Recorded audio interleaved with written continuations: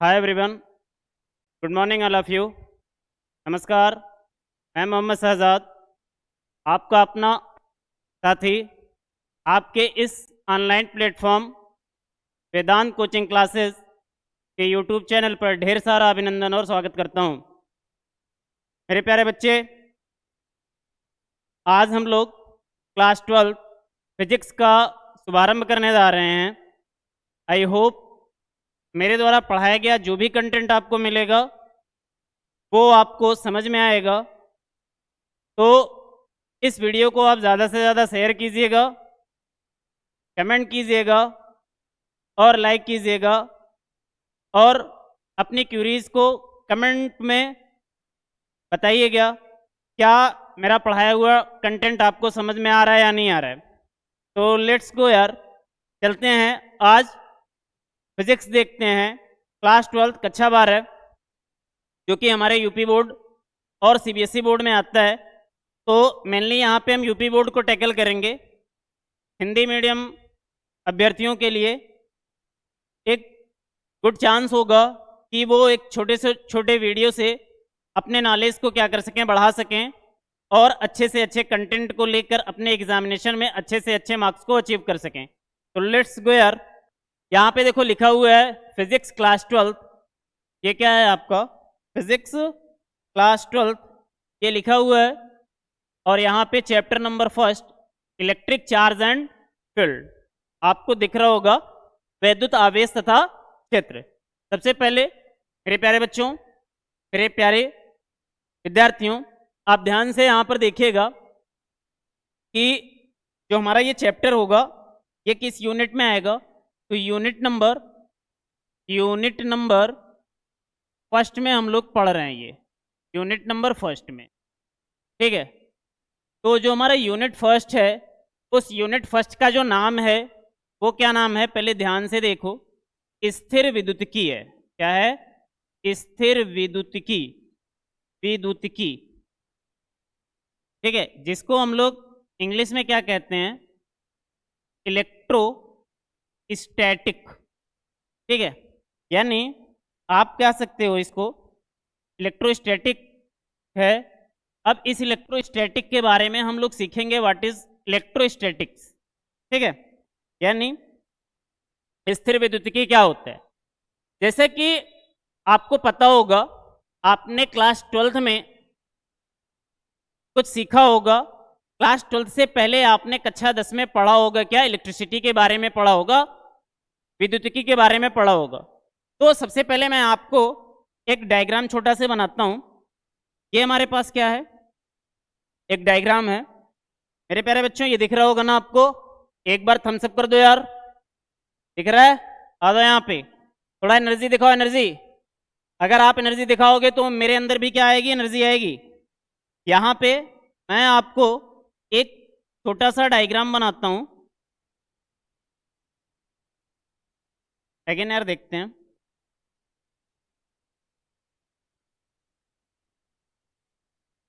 ये हमने क्या कर लिया, एक रेजिस्टेंस ले लिया, यहाँ पे एक बल्ब ले लिया, फिर उसके बाद हमने क्या कर दिया, एक V वोल्ट की बैटरी से इसे अटैच कर दिया, यहाँ पे एक कुंजी लगा दिया। और उसके बाद जैसे ही मैंने क्या किया, इस कुंजी K को क्या किया, ये V वोल्ट की बैटरी है, इस कुंजी K को क्या किया, बंद किया, तो हमारा बल्ब ग्लो करने लगा। ये हमारे पास क्या है, R ओम का रेजिस्टेंस है। क्या ये दिख रहा है सर्किट आपको? क्या ये सर्किट आपको दिख रहा है? यहाँ पे क्या लगा है, एक V वोल्ट की बैटरी है, एक कुंजी K लगा हुआ है, एक यहाँ पे क्या लगा है, बल्ब लगा है, और ये क्या लगा है, एक रेजिस्टेंस R लगा है। आपको पता होगा कि जैसे ही आपने V वोल्ट की बैटरी लगाया और कुंजी K को क्लोज किया, तो यहाँ पे एक करंट I फ्लो होने लगा, और ये करंट यहाँ से होते हुए रेजिस्टेंस में इस बल्ब तक पहुंचा, और हमारा बल्ब क्या होने लगा, ग्लो करने लगा। आपने पढ़ा होगा कि ये बल्ब किसके कारण ग्लो हो रहा है, इस I के कारण। I को हम लोग कह क्या रहे हैं, I का नाम क्या है, इलेक्ट्रिक करंट है। क्या है, इलेक्ट्रिक करंट है। यानी विद्युत धारा। क्या है? विद्युत धारा। अगर मैं आपसे पूछूं व्हाट इज इलेक्ट्रिक करंट, तो आप क्या बताओगे? किसी चालक में आवेश के प्रवाह की दर को विद्युत धारा कहते हैं। माय डियर मेरे पुराने चावलों, क्या ये चीज़ें आपको समझ में आई? किसी चालक में आवेश के प्रवाह की दर को विद्युत धारा कहते हैं। आप ये सोच रहे होंगे कि गुरुजी ने क्या चालू किया? इलेक्ट्रोस्टैटिक्स, स्थिर विद्युत की, और आ कहाँ गए?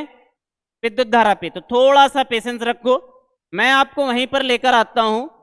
विद्युत धारा से स्थिर विद्युतिकी तक चलते हैं हम लोग। क्या मैं दिख रहा हूं आपको? अगर मैं ऑडिबल और दिख रहा हूं आपको, तो एक बार आप कमेंट में अपने होने का प्रेजेंट दे सकते हो। मैंने क्या कहा? मैंने आपसे यहां पर एक डायग्राम बनाया। उस डायग्राम में मैंने कौन कौन से अप्लायंसेस लगाए? तो आपको एक रेजिस्टेंस मिला, एक इलेक्ट्रिक बल्ब मिला, एक वी वोल्ट की बैटरी मिली, और क्या मिली? एक कुंजी मिला। कुंजी के को जैसे ही मैंने क्या किया? क्लोज किया, तुरंत हमारे पास क्या हो गया? एक करंट फ्लो होने लगा। और जब करंट फ्लो हुआ तो हमारा बल्ब क्या करने लगा? ग्लो करने लगा। मेरे प्यारे बच्चों, फिर उसके बाद हमने क्या कहा कि ये बल्ब ग्लो किस कारण हो रहा है? तो बल्ब किसके कारण ग्लो हो रहा है? तो बल्ब विद्युत धारा के कारण ग्लो हो रहा है। अब जब मैंने विद्युत धारा को जानने की कोशिश की, तो विद्युत धारा क्या होता है? तो बताया गया कि किसी चालक में विद्युत आवेश के प्रवाह की दर को क्या कहते हैं? विद्युत धारा कहते हैं। आवेश आपने चैप्टर में भी देखा होगा, आवेश यहां पर आया हुआ है। तो अब ध्यान से सुनो, जो ये हमारा आवेश है, विद्युत आवेश के प्रवाह की दर को, ये क्या है? आवेश है। ये क्या है? हमारे पास आवेश है। अब ये आवेश एक जगह से दूसरी जगह जा रहा है, एक जगह से दूसरी जगह जा रहा है, तभी तो प्रवाहित हो रहा है। एम आई राइट? आपको क्या ये चीजें समझ में आई? जब आवेश एक जगह से दूसरी जगह जा रहा है तो क्या हो रहा है? आवेश का प्रवाह हो रहा है, चार्ज फ्लो हो रहा है, तभी तो हमारा धारा एक जगह से दूसरी जगह प्रवाहित हो रहा है। और धारा किसके कारण प्रवाहित होता है, या आवेश किसके कारण प्रवाहित होता है? तो इस इलेक्ट्रॉन के कारण होता है। इस इलेक्ट्रॉन के कारण होता है। इलेक्ट्रॉन, अब इलेक्ट्रॉन के कारण होता है आवेश प्रवाह।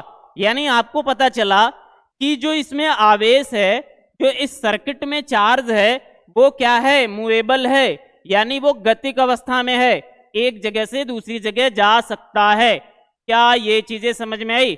मेरे प्यारे बच्चों, अगर समझ में आया है तो थम्स अप दे सकते हो आप। एक बार कमेंट में सी लिख सकते हो, सीएल लिख सकते हो, यानी क्लियर लिख सकते हो।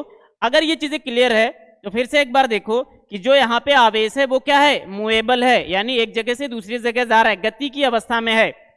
अब यानी जो हमने पढ़ा वहां पे क्या ये पढ़ा, यानी यहाँ पे जो चार्ज है, जो आवेश है, आवेश का जो प्रवाह हो रहा है वो कैसे हो रहा है? एक जगह से दूसरी जगह गति करके हो रहा है। लेकिन जो हमारा पहला टॉपिक है स्थिर विद्युतिकी, यानी इलेक्ट्रोस्टैटिक, तो अब इसके बारे में सुन लो। अगर ये चीजें समझ में आई होगी, इसके बारे में आप सुनोगे, यहां पे लिखोगे भौतिकी की वह शाखा जिसके अंतर्गत हम स्थिर आवेश या आवेशों का विस्तार पूर्वक अध्ययन करते हैं। विस्तार पूर्वक अध्ययन करते हैं स्थिर विद्युतिकी कहलाता है। माय डियर स्टूडेंट, मेरे प्यारे बच्चों, मेरे चावलों, क्या ये समझ में आया? भौतिकी की वह शाखा जिसके अंतर्गत हम स्थिर आवेशों का विस्तार पूर्वक अध्ययन करते हैं, स्थिर विद्युतिकी कहलाता है। अब आप थोड़ा सा रिलेट करो हमने यहाँ पे जो डायग्राम बनाया, जो सर्किट बनाया, उसमें आवेश के प्रवाह के कारण धारा उत्पन्न होता है, जिसके कारण हमारे बल्ब में क्या आता है, ग्लो आता है और हमें लाइट मिलता है। अब यहाँ पे जो आवेश है वो क्या है, स्थिर है। यानी अभी तक जो हमने क्लास 10th में देखा था वो कैसा चार्ज था, तो इलेक्ट्रोस्टैटिक चार्ज न होकर वो क्या था, गतिक चार्ज था। यानी इलेक्ट्रोस्टैटिक चार्ज हम कहाँ पढ़ेंगे, तो अपने इस कक्षा 12 के चैप्टर नंबर 1 या इकाई नंबर 1 में हम लोग जिस भी आवेश का अध्ययन करेंगे वो हमारा कौन सा आवेश कहलाएगा, बोल दो यार, प्यार से बोल दो मेरे प्यारे बच्चों, कौन सा आवेश कहलाएगा। अरे यार एक बार बोलकर दिखाओ ना, क्या एनर्जी नहीं है, कौन सा आवेश, स्थिर विद्युतिकी में स्थिर आवेश का अध्ययन करेंगे। तो एक बार फिर से सुन लो, भौतिकी की वह शाखा जिसके अंतर्गत हम लोग स्थिर आवेशों का विस्तार पूर्वक अध्ययन करते हैं वो क्या कहलाता है, स्थिर विद्युतिकी कहलाता है। जबकि भौतिकी की वह शाखा जिसके अंतर्गत हम गतिक आवेश का अध्ययन करते हैं वो क्या कहलाता है, गतिकी कहलाता है। तो मेरे प्यारे बच्चों, इस स्लाइड पर जो भी इंफॉर्मेशन मैंने अभी तक दिया आपको समझ में आया होगा। अब हम थोड़ा सा बात करते हैं कि अगर मैंने यहाँ पे एक सर्किट डायग्राम बनाया है आपके लिए, इस सर्किट डायग्राम में यार कुछ तो चीज़ें होंगी। जैसे आप कहोगे कि गुरुजी आपने तो एक रेजिस्टेंस लगाया, एक क्या लगाया, बल्ब लगाया, एक वी वोल्ट की बैटरी लगा दिया और एक क्या लगा दिया, कुंजी लगा दिया। अगर मान लो कि हमें अपने इस करंट को मेजर करना हुआ तो हम कैसे करेंगे, तो याद रखना जो हम मेजरमेंट ऑफ करंट होता है यानी धारा का मापन हम लोग किससे करते हैं, तो धारा का मापन भैया हम लोग किससे करते हैं, अमीटर से। मेरे प्यारे बच्चों, धारा का मापन हम किससे करेंगे, अमीटर से करेंगे। यानी अमीटर का यूज करके हम लोग किसका मापन करेंगे, तो इस करंट का मापन करेंगे जो कि हमारे सर्किट में क्या हो रही है, फ्लो हो रही है। अच्छा, अगर आपको ये कह दिया जाए कि आप इस सर्किट में एमीटर को लगाओ, तो आप सर्किट में एमीटर को लगाओगे कैसे यार, तो सर्किट में आप एमीटर को लगाओगे, यहाँ पे लगाओगे सर्किट में। याद रखना जो एमीटर होगा वो हमेशा कैसे लगेगा, तो हमेशा सीरीज कॉम्बिनेशन में लगेगा। ये अभी छोटा छोटा इंफॉर्मेशन है, ये आगे हम पढ़ेंगे, पर याद रखना एमीटर को हम हमेशा किसमें मेजर करते हैं, एमीटर से किसको मेजर करते हैं, करंट को। करंट मेजर करने के लिए जो इंस्ट्रूमेंट है, जो अप्लायंसेज है वो एमीटर है। एमीटर को कैसे हम अटैच करते हैं, तो अपने सर्किट में सीरीज कॉम्बिनेशन में लगाते हैं। ये हो गया आपके पास। अगर मान लो गुरुजी कि आप कहोगे कि गुरुजी हमें पोटेंशियल यानी विभव का मापन करना हुआ, तो यार इसको भी देख लो। अब जब विभव का मापन करना होगा तो हम लोग क्या करेंगे, अपने रेजिस्टेंस को हम लोग क्या करते हैं, यहाँ पे ऐसे लगा देते हैं। विभव क्या करता है, उल्टता के मापन के लिए, उल्टता के मापन के लिए मेरे प्यारे बच्चों क्या लगाया जाता है, उल्ट मीटर यूज करते हैं। क्या यूज करते हैं, उल्ट मीटर का हम लोग क्या करते हैं, यूज करते हैं। तो मेरे प्यारे बच्चों, इस स्लाइड पर आपको बहुत सी सारी चीजें जानकारी मिले। अभी मैं एक चीज बताना भूल गया हूं, हमने यहाँ इलेक्ट्रॉन की भी बात की थी। क्या आप मुझे बता सकते हो इलेक्ट्रॉन की डिस्कवरी किसने किया था, इलेक्ट्रॉन की खोज किससे हुई थी, तो सबसे पहले याद रखना इलेक्ट्रॉन की खोज कैथोड किरणों से हुई थी। अभी सब पढ़ेंगे यार, एकदम मतलब डिस्क्राइब करके, एकदम वर्णन करके पढ़ेंगे, लेकिन अभी जो चीजें आ रही हैं बेसिक चीजें आप जानते रहो। इलेक्ट्रॉन किससे खोजा गया था, तो कैथोड रे से खोजा गया था। इलेक्ट्रॉन के खोजकर्ता कौन है, इलेक्ट्रॉन के खोजकर्ता कौन है, तो सर जे थॉमसन है, जे थॉमसन है, ठीक है। कौन है, सर जे थॉमसन। अगर मैं आपसे कह दूं चार्ज ऑफ इलेक्ट्रॉन क्या होता है, तो 1.6 इंटू 10 के पावर -19 कूलम होता है यार। क्या होता है, charge of electron 1.6 into 10 to the power -19 coulomb. अगर मैंने कहा मास ऑफ इलेक्ट्रॉन तो क्या कहोगे, 9.1 इंटू 10⁻31 किग्रा। किग्रा क्या होता है, किलोग्राम। किसका यूनिट है, मास का। अगर मैं से आपसे कहूं, या चलो यार आपको एक होमवर्क दे देता हूं, व्हाट इज मास। आप मास को डिफाइन करके हमें बताना व्हाट इज मास। ये आपका एज ए होमवर्क है, इस स्लाइड का होमवर्क है। एक बार मैं फिर से रिपीट कर रहा हूं यार, ध्यान से देखो। मैंने आपको क्या पढ़ाया अभी, क्लास 12th का फिजिक्स यूनिट नंबर फर्स्ट का जो चैप्टर है फर्स्ट, वो क्या है, इलेक्ट्रिक चार्ज एंड फील्ड, वैद्युत आवेश तथा क्षेत्र। उसमें पहला टॉपिक मैंने उठाया, उस टॉपिक का नाम क्या है, इलेक्ट्रोस्टैटिक्स। मैंने उस टॉपिक को आप तक पहुंचाने के लिए सबसे पहले मैं आपको कहां लेकर गया, क्लास 10th में आपने एक इलेक्ट्रिसिटी नामक चैप्टर पढ़ा होगा, जहां से लगभग 10 से 12 नंबर आपसे पूछे गए होंगे क्लास 10th में। इलेक्ट्रिसिटी में आपने क्या देखा होगा, इलेक्ट्रिसिटी में आपने ये देखा होगा कि जो विद्युत होता है वो किसके कारण प्रवाहित होता है, यानी हमारा जो विद्युत धारा है, या फिर हमने एक सर्किट बनाया, वो सर्किट आपको यहाँ दिख रहा होगा कि वो सर्किट आपको यहाँ दिख रहा है। मैंने इस सर्किट को बनाया, मैंने कहा कि हमारे पास एक सर्किट है जिसमें R ओम का रेजिस्टेंस लगा है, एक इलेक्ट्रिक बल्ब लगा है, एक अमीटर लगा है, एक कुंजी लगा है और एक V वोल्ट की बैटरी लगी है। जैसे ही मैंने कुंजी K को क्लोज किया तो क्या होने लगा, सर्किट में करंट फ्लो होने लगा, और जैसे ही सर्किट में करंट फ्लो होने लगा तो हमें क्या मिला कि हमारा इलेक्ट्रिक बल्ब ग्लो करने लगा। तो हमें पता चला किसी चालक में आवेश के जो प्रवाह की दर को हम लोग क्या कहते हैं, विद्युत धारा कहते हैं। और किसी चालक में आवेश के प्रवाह की दर को विद्युत धारा कहते हैं। यानी मेरे बच्चों को पता चला कि जो हम अभी तक पढ़े हैं उसमें आवेश क्या है, चार्ज क्या है, मूवेबल है। चार्ज क्या है, मूवेबल है, यानी चार्ज एक जगह से दूसरी जगह जा सकता है।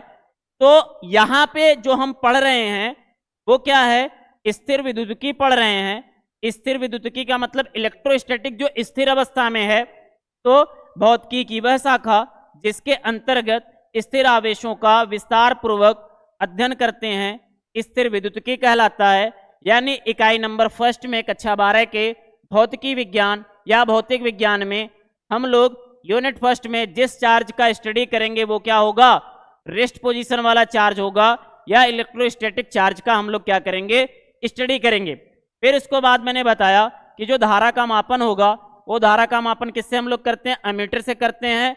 अमीटर को हमेशा सर्किट में सीरीज कॉम्बिनेशन में जोड़ा जाता है, जबकि हम उल्टता का मापन या विभव का मापन किससे करते हैं, किससे करते हैं, उल्टमीटर से करते हैं। और उल्टमीटर को हमेशा पैरेलल कॉम्बिनेशन में जोड़ा जाता है।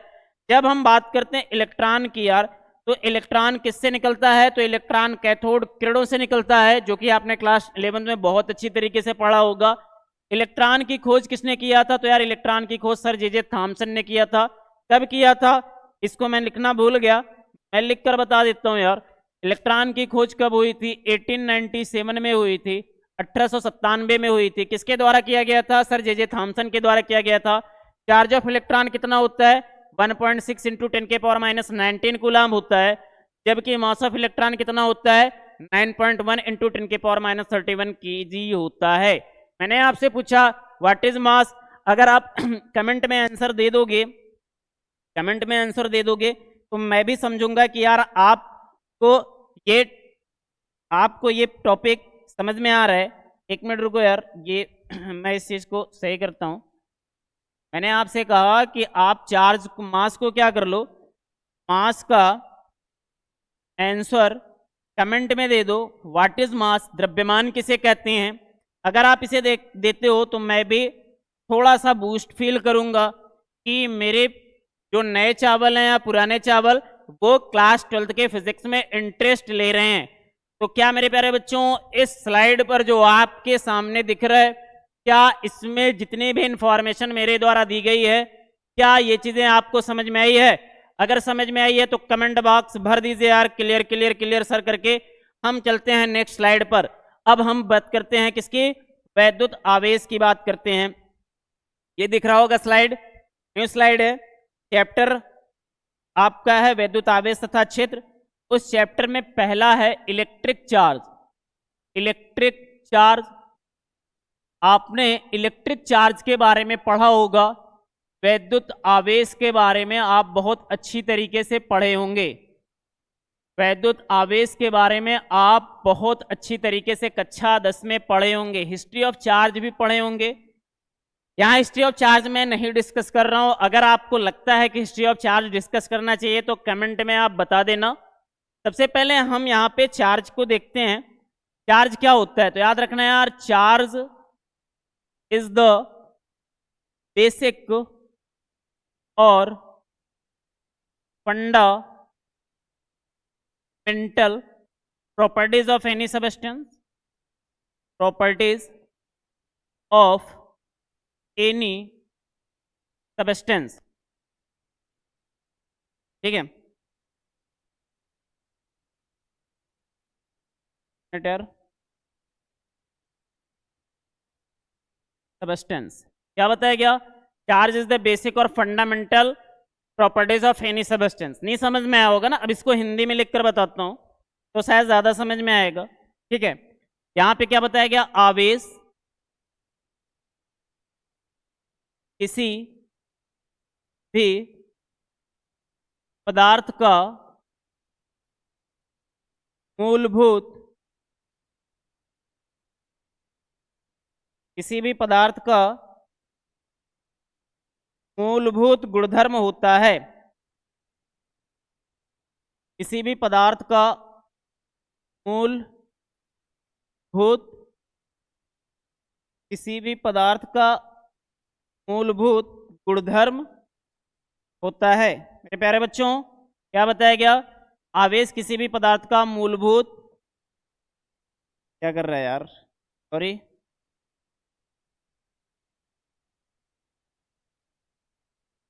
मूलभूत गुणधर्म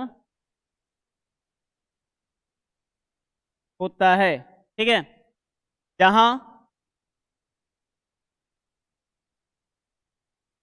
मूलभूत गुणधर्म से तात्पर्य उस गुणधर्म से है जो जो उस पदार्थ में जन्म के समय से उत्पन्न हुआ है। अब तुम सोचोगे यार मास्टर क्या क्या भांचे जा रहा है, हमें तो कुछ समझ में ही नहीं आ रहा है। तो कोई बात नहीं यार मेरे प्यारे बच्चों, आप कक्षा 12 के क्या हो? वो हीरा हो जो भविष्य में चलकर क्या बनोगे? Doctor, engineer. अगर आपका मन कर रहा है यार गेमिंग करने का तो आप कर सकते हो यार। ठीक है, कोई बात नहीं। आ जाए यहाँ पे, क्या बताया मैंने? चार्ज इज द बेसिक और fundamental properties of any substance where fundamental properties of any substance means that properties which born in initial phase of substance। यानी आवेश किसी भी पदार्थ का मूलभूत गुणधर्म होता है जहां मूलभूत गुणधर्म से तात्पर्य उस गुणधर्म से है जो उस पदार्थ में जन्म के समय से उत्पन्न हुआ है। जो कुछ भी आपने समझा भूल जाओ, क्या समझा अब आ जाओ यार। मैंने पहले ही स्लाइड पर आपको बताया, मैंने पहले स्लाइड पर आपको क्या बताया? मास के बारे में बताया। पहले मास को देख लेते हैं, द्रव्यमान। ठीक है, क्या होता है? Amount of matter, amount of matter is known as mass. क्या बताया? यानी द्रव्य की मात्रा द्रव्यमान कहलाती है। द्रव्य की जो मात्रा है, मात्रा द्रव्यमान कहलाती है। क्या कहलाती है? कहलाती है। तो अगर मेरे प्यारे बच्चों आपको द्रव्य नहीं समझ में आता तो यार उसकी भी परिभाषा सुन लो मुझे। क्या होता है द्रव्य? क्या होता है? Anything that occupies space and has mass is called matter. यानी वे सभी वस्तुएं, अगर मैं आपसे कहूं द्रव्य क्या होता है तो आप क्या कहोगे? आप क्या कहोगे? यहां पे आप कहोगे कि वे सभी वस्तुएं जिनमें कुछ क्या होता है, जिनमें कुछ द्रव्यमान होता है तथा जो स्थान घेरती हैं वो क्या कहलाती हैं भैया? द्रव्य कहलाती हैं। क्या कहलाती हैं? ये आपको मैं दिख रहा होगा कि बताया गया द्रव्य क्या होता है, anything that occupies space and has mass is called matter, यानी वे सभी वस्तुएं जिनमें कुछ द्रव्यमान होता है तथा जो स्थान घेरती हैं द्रव्य कहलाती हैं। ध्यान से मैं कनेक्ट करने की कोशिश कर रहा हूं, ध्यान से अभी मैं इस चीज को समझाऊंगा। मैंने कहा mass, amount of matter is known as mass. द्रव्य की मात्रा को हम क्या कहते हैं? द्रव्यमान कहते हैं। द्रव्यमान का मात्रक किलोग्राम होता है, एसआई मात्रक। अब ध्यान से बताओ यार, ये क्या है? एक मार्कर है या पेन है? पेन क्या है? एक द्रव्य है। ये क्या है? इसका कुछ वजन होगा, ये जगह घेरेगी। अब सिर्फ मुझे इतना बता दो, ये द्रव्यमान जो है इसका जो वजन है ये आया कहां से? कहां से है? क्या मैंने डाला इसका? क्या आपने डाला? क्या किसी तीसरे बंदे ने डाला? या किसी चौथे बंदे ने डाला? या आपका मित्र डाला? या आपकी मित्री ने डाला? नहीं ना। ये क्या है? एक ऐसा इसकी प्रॉपर्टी है, एक ऐसा इसका गुण है, या एक ऐसा मूलभूत गुणधर्म है इसका, जब ये बना था तभी से उसमें उत्पन्न हुआ है। यानी मूलभूत गुणधर्म से क्या तात्पर्य है? कि एक ऐसा गुणधर्म जो क्या हो, वस्तु बना तभी से उसमें है, प्रेजेंट है। यानी ये मार्कर बनने से पहले प्लास्टिक रहा होगा तो प्लास्टिक का भी कुछ वजन रहा होगा। प्लास्टिक से पहले वो छोटे छोटे अणु रहे होंगे तो उसमें भी कुछ वजन रहा होगा। अणु से छोटे छोटे परमाणु रहेंगे, उसका भी कुछ वजन रहा होगा। परमाणु छोटे छोटे कणों से मिलकर बना है, यानी इलेक्ट्रॉन प्रोटॉन न्यूट्रॉन से बनकर बना है, उसमें भी क्या है? कुछ वजन रहा होगा। यानी जो हमारा मास है वो एक ऐसी प्रॉपर्टी रखता है जो उसके जन्म के समय से उत्पन्न हुआ है। एज इट इज सेम जो हमारा चार्ज है वो किसी भी पदार्थ का क्या होता है? मूलभूत गुणधर्म होता है। जहां एक ऐसा गुणधर्म जो उसके क्या हो, जन्म के समय से उत्पन्न हुआ हो, न कि उसको कहीं से डाला गया हो। इसका मैं एक एग्जांपल दिखाता हूं अगले स्लाइड पर। एक एग्जांपल दिखाता हूं अगले स्लाइड पर, फिर उसके बाद आज क्लास क्लोज करते हैं। नेक्स्ट डे में इसके आगे करूंगा। आई होप कि ये चीजें आपको समझ में आई होंगी। ठीक है, अब मैंने देखो यार, आपने बचपन में एक एग्जांपल किया होगा। आप अगर अपने छोटे भाई बहन के साथ खेले होंगे या अपने दोस्तों के साथ खेले होंगे तो आपने एक चीज देखा होगा। क्या देखा होगा? अगर मैं क्या कर लें, एक ये कंघा बना लेते हैं। ये क्या है हमारे पास? कंघा। ये मेरे कंपनी का कंघा है। मेरे कंपनी का नाम पता है क्या यार? मेरे कंपनी का नाम है चिरकुट कंपनी। क्या नाम है? चिरकुट कंपनी। और चिरकुट कंपनी का क्या हूं मैं? सीईओ, चीफ एग्जीक्यूटिव ऑफिसर हूं। जहां पे क्या बनाता हूं मैं? ऐसे कंघे बनाता हूं, ठीक है, जिसका यूज करके आप अपने बालों में ज्यादा से ज्यादा क्या कर सकते हो और जानते हो। चलो आ जाओ इधर। आपने देखा होगा कि अगर ये आपके पास कंघा है और यहाँ पे छोटे छोटे क्या है? क्या मेरे प्यारे बच्चों? अरे आइस क्यूब नहीं है कहता हूं, क्या है? टीनी पीसेस ऑफ पेपर हैं, यानी कागज के टुकड़े हैं। कागज के टुकड़े हैं। ये क्या है? कागज के टुकड़े हैं। अब इन्हीं कागज के टुकड़ों को हम क्या करते हैं? इस कंघे को रब्ड करते हैं, रब्ड इन हेयर, ठीक है, यानी सूखे बालों में रगड़ते हैं। सूखे बालों में रगड़ते हैं। क्या करते हैं मेरे प्यारे बच्चों? सूखे बालों में रगड़ते हैं। अब जैसे ही सूखे बालों में रगड़ते हैं, रगड़ने के पश्चात इसी को हम यहां पर लेकर जाते हैं और जो हमारा रिजल्ट आता है वो कुछ इस प्रकार से आता है। ये छोटे छोटे कागज के टुकड़े इसमें क्या हो गए? यानी चिपक गए। क्या हो गए? अट्रैक्ट कर लिए। अब जैसे ही अट्रैक्ट किए तो एक बात तो पता चली यार, कुछ तो ऐसा था जिसके कारण क्या हो गया? ये एक दूसरे को अट्रैक्ट कर लिए, यानी अपने पास चिपका लिए। यानी उसी का नाम क्या निकल कर आता है? इलेक्ट्रिसिटी। यानी यहां पे ये विद्युतमय हो जाती है। विद्युतमय या एक ऐसा गुणधर्म होता है जो इसके जन्म के समय से उत्पन्न हुआ है। क्या मेरे बाल में कोई चार्ज कहीं से आया? क्या सूखे कंघे में कोई चार्ज था? नहीं ना। आपने जैसे ही रगड़ा क्या हुआ? रगड़ के पश्चात वहां पे क्या हुआ, इलेक्ट्रिसिटी जनरेट होती है, आवेश जनरेट होता है, चार्ज उत्पन्न होता है, जिसके कारण वो क्या होता है, एक दूसरे को अट्रैक्ट कर लेता है। तो याद रखना, किसी भी पदार्थ का एक ऐसा गुणधर्म जो उसके जन्म के समय उसमें उत्पन्न हुआ हो, वो क्या कहलाता है, आवेश कहलाता है। किताबी ज्ञान के अकॉर्डिंग जब हम किताबी परिभाषा देते हैं तो हम क्या लिखते हैं, उसको भी देख लो यार, उसको भी देख लो। हम लिखते हैं आवेश, आवेश किसी पदार्थ का वह गुण धर्म है, गुणधर्म का मतलब भैया प्रॉपर्टीज, गुणधर्म है जिसके कारण उसमें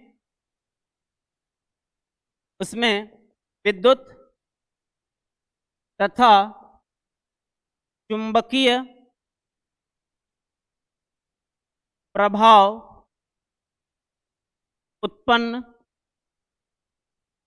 होते हैं, आवेश कहलाता है। मेरे प्यारे बच्चे, आज की क्लास एक छोटा सा इंफॉर्मेटिव क्लास रहा है। मैंने चार्ज को आपको बहुत अच्छी तरीके से समझाने की कोशिश की, इलेक्ट्रोस्टैटिक्स को क्लास 10th से क्लास 12th में जोड़ने की कोशिश की। आई होप ये वीडियो आपके लिए बहुत हेल्पफुल रहा होगा। अगर आपको ये वीडियो अच्छा लगा होगा तो आप क्या करो, ज़्यादा से ज़्यादा उन बच्चों तक शेयर करो यार, जो पढ़ना तो चाहते हैं लेकिन उन्हें प्रॉपर कंटेंट नहीं मिल रहा है। अगर मिल भी रहा है तो बहुत महंगा मिल रहा है, जिसको वो अफोर्ड नहीं कर पा रहे हैं। तो उन बच्चों के पास, उन स्टूडेंट के पास जो पढ़ना चाहते हैं, उनके पास ये वीडियो आना चाहिए और आपका कमेंट आना चाहिए यार। और मेरा प्यार, आपका प्यार यही होगा कि आप ज़्यादा से ज़्यादा कमेंट और शेयर करें और इस वीडियो को लाइक करें यार। ज़्यादा से ज़्यादा वाचिंग करो यार, सपोर्ट करो हम लोगों को। हम लोग अभी इस फील्ड में नए हैं तो आपकी ज़रूरत है। एज ए टीचर आपसे मैं यही प्रे करता हूँ यार, आप अच्छे से अच्छा पढ़ाई करो और इस वीडियो पर थम्स अप दिखाओ। और हाँ, मेरी ये जो कंपनी है चिरकुट कंपनी, इसका CEO मैं हूँ, तो इसमें आप इन्वेस्ट के लिए आ सकते हो, आप पैसा लगा सकते हो। और पैसा आप कैसे लगाओगे तो अपने कमेंट के माध्यम से लगा सकते हो। Thank you all of you, good luck. आज के लिए बेस्ट ऑफ लक। आज के लिए thank you all of you.